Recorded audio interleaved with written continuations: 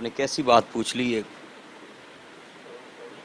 जिसके साथ मैंने ज़िंदगी गुजारनी, वो बेगम कैसे मेरी तौहीन बर्दाश्त कर सकती। कल को अगर कोई न्यूड वीडियो आती है तो आप फिर इन पे इल्ज़ाम दोबारा धरेंगे? मैंने पहले बोल दिया है कि अगर दोबारा कोई शरारत हुई तो ये केस री ओपन हो जाएगा। जब से ये हादसा हुआ घर में कह दिया था कि मैं एक जिंदा लाश हूँ, जब तक मुझे इंसाफ नहीं मिलता। किसी सच्चे इंसान को झूठा करने के लिए औरतों का इस्तेमाल मत करें, वो सभी की बहनें होती हैं कि माफ़ करने वाला ही बहादुर होता है। आप लोग को वीडियो मिलेगी इंशाल्लाह, इधर की वीडियो मिलेगी पीर साहब की नेट पे इंशाल्लाह। उसमें आपको दम करते नजर आ रहे हैं? उर्दू पॉइंट की वीडियोस देखने के लिए हमारा चैनल सब्सक्राइब कीजिए और बेल के आइकन पर क्लिक कीजिए ताकि आप हमारी तमाम आने वाली वीडियो से बाखबर रह सकें। अस्सलाम वालेकुम नाज़रीन, आप देख रहे हैं उर्दू पॉइंट। मैं हूं फर्रुख शहबाज बड़ाइच। नासिर मदनी साहब हमारे साथ मौजूद हैं। नासिर मदनी साहब, सबसे पहला इंटरव्यू हमने किया था आपको लोगों ने तशद्दुद का निशाना बनाया था, बुलाया, मेहमान नवाजी की, तशद्दुद किया और उसके बाद आपने इंटरव्यू दिया। इंटरव्यू के बाद हमें बहुत से लोगों ने अप्रोच किया और कहा कि इनके साथ बड़ी ज़्यादती हुई है। 1 महीने से ज़्यादा हो गया शायद इस मामले को। दूसरा फॉलो अप इंटरव्यू किया, तीसरी मरतबा हम आपके पास हाजिर हुए हैं। आज आपके पास वो पार्टी भी थी जिन्होंने आप पर तशद्दुद किया और आपने कहा कि मैंने बड़ा दिल करके माफ़ कर दिया। कल रात आपके यहाँ पीर हक खतीब फूको वाली सरकार, जो बड़े मारूफ हैं और जिनके ऊपर मुयना तौर पे यही था आपकी तरफ से, और लोग भी बार बार कह रहे थे कि उनके मुरीदान हैं जिन्होंने आप पर तशद्दुद किया, तो वो कल आपके घर आए थे। क्या हुआ, क्या बातें क्या हुई, क्या किया उन्होंने? देखिए जी, मैंने सुलह पे पहली शर्त यही रखी थी कि मेरे चाहने वालों ने जो निशानदी की है, मैं अपने चाहने वालों को इज़्ज़त देना चाहता हूँ। पूरी सोशल मीडिया ने मेरा साथ दिया, तो मैंने कहा भी इनके जो मुर्शद हैं वो मेरे घर में आएँ, वो अपना मौक़िफ़ दें। तो वो उन्होंने ये शर्त मान ली कि ठीक है, हम आपके घर आते हैं। पहले कहते थे कहीं और जगह, मैंने कहा नहीं, ज़्यादती मुझसे हुई है, मेरा गरीब खाना जैसा भी है वहाँ है। तो उन्होंने आकर इसी जगह पे बैठकर कहा कि हम भाई हैं, हम फितना फसाद से बचना चाहते हैं, मैं ख़त्म नबूवत का काम करना चाहता हूँ, आप भी करते हैं। तो जिन लोगों ने ये किया है, मेरा उन तशद्दुद वालों से कोई रिश्ता नहीं है। पहले था उनका रिश्ता? मैंने उनसे जो है ना, ये बात, अगर रिश्ता है तो अपने मरीद के लिए इधर आए हैं ना। ये सुलह शर्त ही इस पे हुई है कि अगर वो आए तो हमारी सुलह होगी। ये अब जो दूसरी पार्टी है, इन्होंने आपसे कहा कि हम आपसे सुलह करना चाहते हैं, तो आपने कहा कि पीर हक खतीब आएंगे तो सुलह होगी। हाँ जी, देखिए मेरी बात सुने, उनकी वजह से सारा सिलसिला चला था। तो इससे एक चीज़ तो तय हो गई कि ये जो लोग थे, इनका ताल्लुक बराह रास्त पीर हक खतीब साहब के साथ। आप ये ना माने, जो आपको बड़ा दिल करके बता रहे हैं, तो ये एक अलग बात है। चूँकि इसमें पब्लिक इन्वॉल्व होगी ना, जब कोई केस जाता है बाहर पब्लिक में, तो पब्लिक उस पर कमेंट करती है और आप एक स्टार हैं। पब्लिक को वीडियो मिलेगी इंशाल्लाह, इधर की वीडियो मिलेगी पीर साहब की नेट पे इंशाल्लाह। उसमें आपको दम करते नजर आ रहे हैं? नहीं, दम करते तो नहीं, अपनी वो मौक़िफ़ और अपना जो अंदर की बात थी वो उधर उसमें मौक़िफ़ देते नजर आएंगे उसमें। सही सी बात बताएं, वैसे भी आप सच्ची और खरी बातें करते हैं।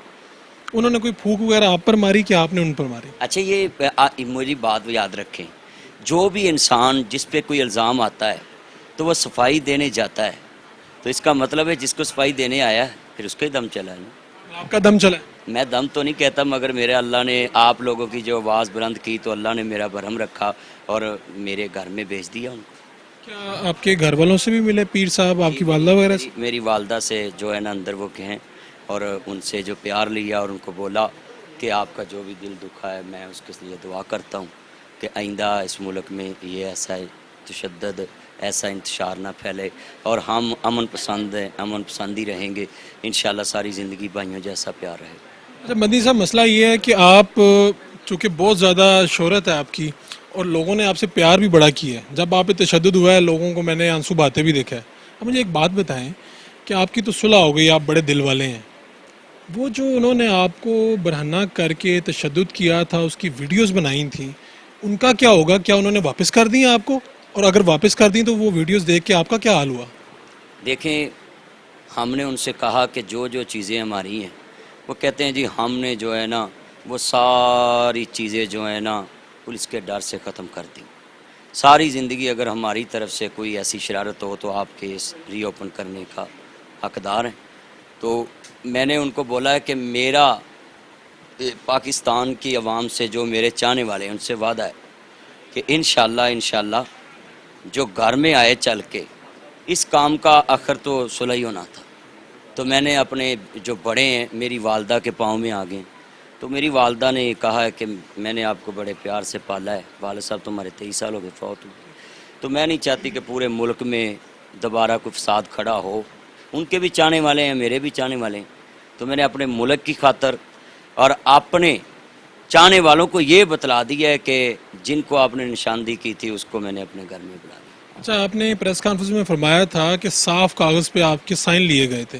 آپ کو اس کے نتائج پتہ ہیں کہ اگر صاف کاغذ پہ دستخط لے لیے جائیں تو آپ کے ساتھ کیا کیا ہو سکتا ہے؟ جی, وہ میں نے جب تحریر کر کے صلح کی دینی ہے تو اس میں میں نے لکھوانا ہے. وہ ساری چیزیں جو ریکوری ہیں یہ وہ ہیں آپ کے پاس ہیں. اگر آپ کی طرف سے یا کسی کی طرف سے بھی کوئی کاغذ نمودار ہو تو اس کے تم ذمہ دار. کل کو اگر کوئی نیوڈ ویڈیو آتی ہے تو آپ پھر ان پہ الزام دوبارہ دیں گے؟ جی دیکھیں, اگر وہ ویڈیو آتی ہے تو میں تو ان کو پہلے انہوں نے ریکارڈ تو آپ کے سامنے تلف نہیں نہ کیا؟ میں نے پہلے بول دیا ہے کہ اگر دوبارہ کوئی شرارت ہوئی تو یہ کیس ری اوپن ہو جائے گا. اچھا, دوسری بات یہ ہے کہ والدہ بھی جو ہوتی ہیں نا یہ نرم دل ہوتی ہیں. میں تھوڑا سا اس کو اس لیے پوچھنا چاہ رہا ہوں کیونکہ لوگوں کے ذہنوں میں یہ سوال ہے.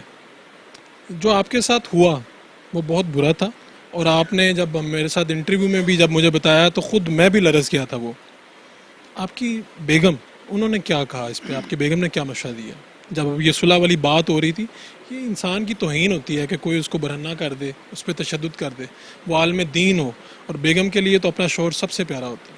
وہ تو اتنا بڑا دل نہیں انہوں نے رکھا. انہوں نے آپ کو کیا مشورہ دیا؟ دیکھیں, میں کسی تفتیش میں بھی اپنے کسی بھائی کو نہیں لے کر کے آ سکتا کہ بھائیوں کے خون بڑے گرم ہوتے ہیں.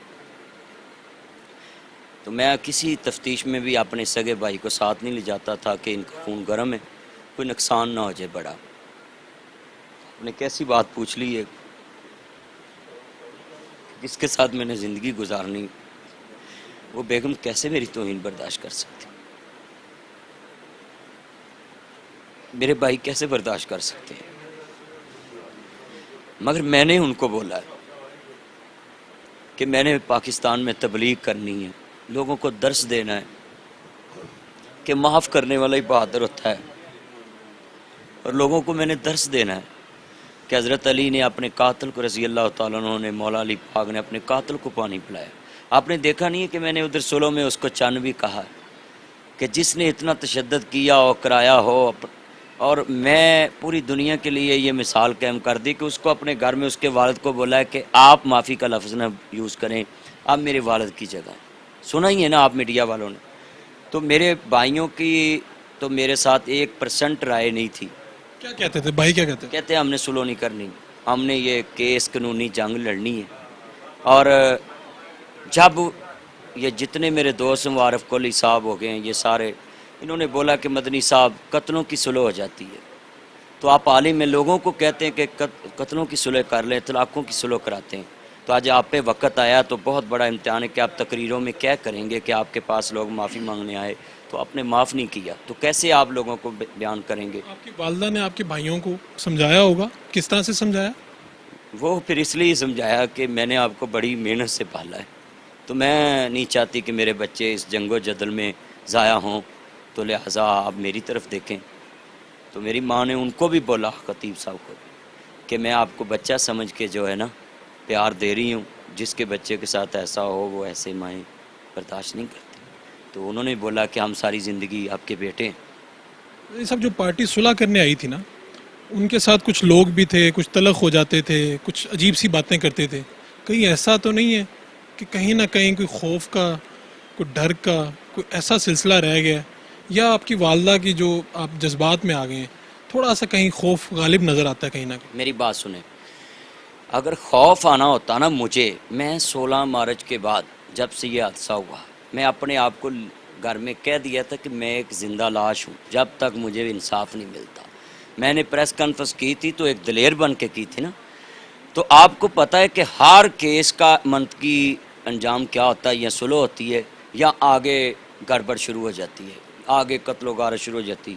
میں اس دروازے کو بند کرنے کے لیے خاص کر کے جتنے میرے حکومتی دوست ہیں انہوں نے یہی بولا, آفیسروں نے, کہ مدنی صاحب آپ کو انصاف ملے گا, آپ 10 سال بعد بھی ہمارا نام لے لینا کہ اگر ہماری طرف سے آپ کو کوئی نقصان ہو تو میں سلوٹ کرتا ہوں اپنے اداروں کو. مگر میں نے جو آپ کو ممبر رسول کی بات کی کہ میں نے تقریریں کرنی ہیں، تو جب وہاں کھڑا ہو کر کوئی بندہ کہے کہ آپ کے گھر میں اتنے لوگ آئے تو آپ نے تو صلح نہیں کی تھی، تو اب ہمیں صلح کا کیا درس دیتے ہیں؟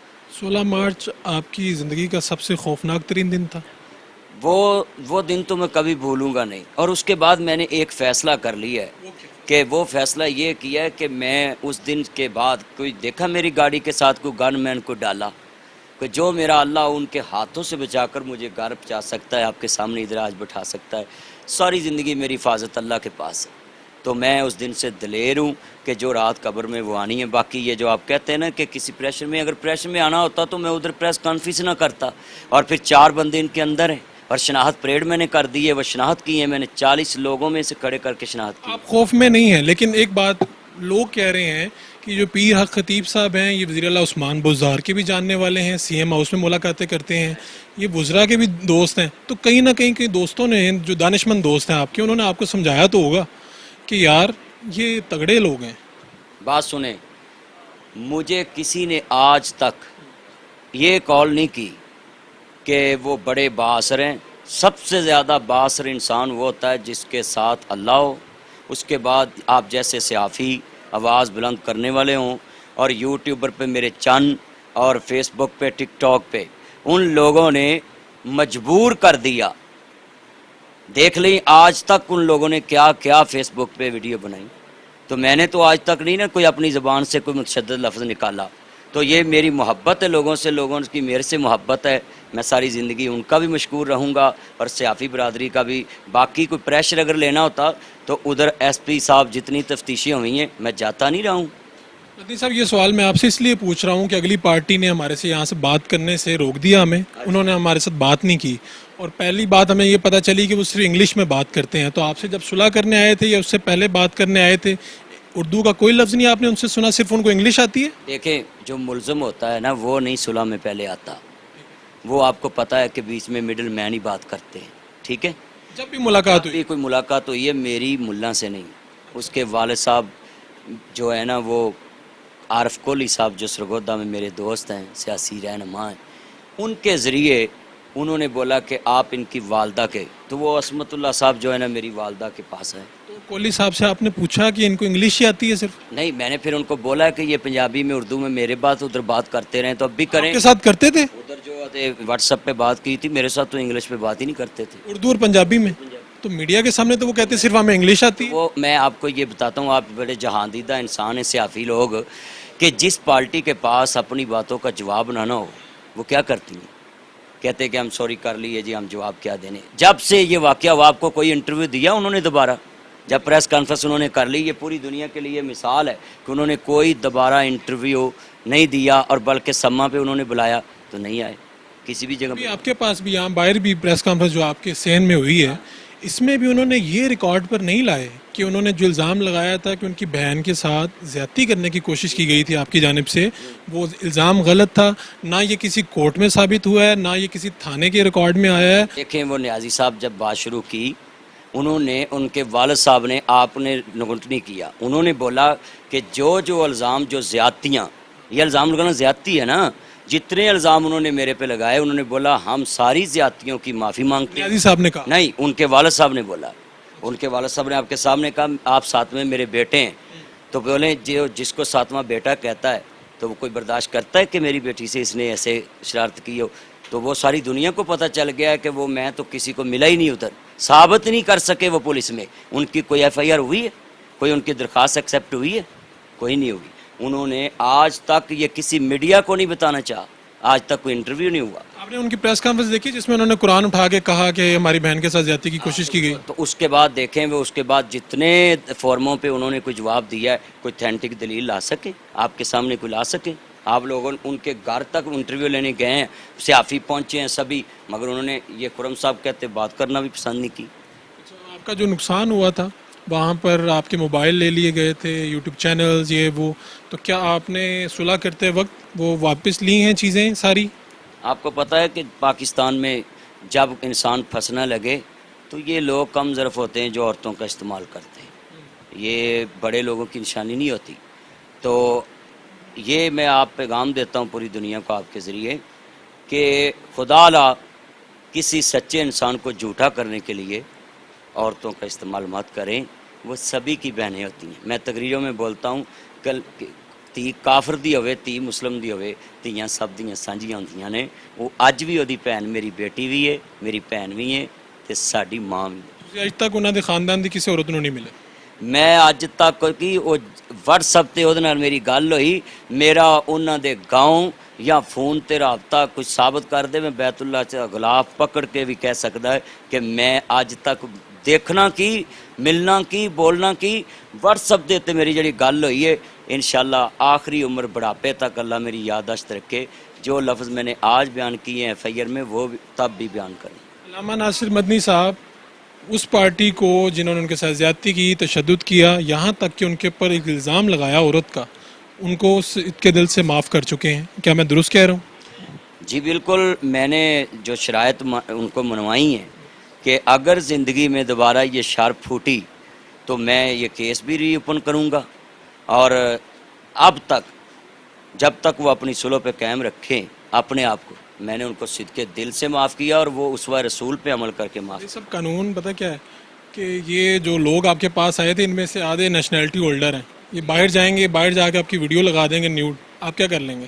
دیکھیں کہاں پر کیس ری اوپن کریں گے؟ جی دیکھیں، میں اپنے ملک میں اس مسئلے کو یہ شرط رکھی ہے ان کے اوپر، جو بیچ میں گرنٹڈ ہیں لوگ وہ لکھ کے دیں گے، وہ میں اپنے اداروں کے پاس وہ کاغذ پہنچاؤں گا، وہ ریکارڈ کا حصہ بناؤں گا جس میں یہ لکھیں گے کہ آئندہ کوئی ویڈیو یا اس طرح کی کوئی بات منظر عام پہ آئے تو ہم اس کے ذمہ دار ہیں، وہ ذمہ دار جو بیچ میں پڑے ہیں ان کے سین ہوں گے اس میں۔ تو سنا ہے پیر صاحب جب گاڑی میں سوار ہو رہے تھے تو انہوں نے یہاں پر آپ کے گھر میں کوئی ایک دو افراد کو پھونک ماری؟ نہیں، وہ دروازے پہ جاتے نا تو وہ کسی نے کہا میں خصوصی دم کر دے، وہ جو کہتے ہیں وہ شف والا؟ ہاں، تو وہ انہوں نے پھر کر دیا۔ آپ کو دیکھا آپ نے ان کے سامنے؟ میں نے کچھ نہیں دیکھا، پوچھا بھی نہیں ان سے کہ جن کو حرام آیا کہ نہیں؟ نہیں میں کو پوچھوں نہ مجھے پتہ ہے، میں پوچھتا ہوں۔ ٹھیک ہے مدنی صاحب، اب یہ کہ آپ لوگوں کو یہ میسج دے رہے ہیں کہ اگر اس طرح کا کوئی مسئلہ ہو جائے تو بڑا دل کر کے معاف کر دینا چاہیے؟ پہلے تو جب آپ کے ساتھ کوئی اس طرح کا مسئلہ ہو تو آپ پوری دنیا کے سامنے کھڑے ہو جائیں اور اپنے دشمن کو بتا دیں کہ ہم ظلم برداشت نہیں کر سکتے، عزت کی زندگی جینا چاہتے ہیں۔ تو آپ کو کوئی بلیک میل کرنا چاہے تو ساری زندگی بلیک میل مت ہونا۔ تو دوسرا، جب پوری دنیا پہ ان کو انصاف کے کٹہرے میں کھڑا کر دیں، میں نے ان کے 4 بندے اندر ہیں اور شناخت پریڈ بھی کر دی ہے، اور میں نے قانون کے ساتھ نہیں چھوڑا، میں پیچھے رہا ہوں۔ اگر میں نہ بھاگتا قانون کے پیچھے، نہ تھانے کچہری میں بھاگتا تو یہ میرے گھر نہیں آنے تھے۔ بہت شکریہ آپ کا ناصر مدنی صاحب، آپ کے ٹائم کا۔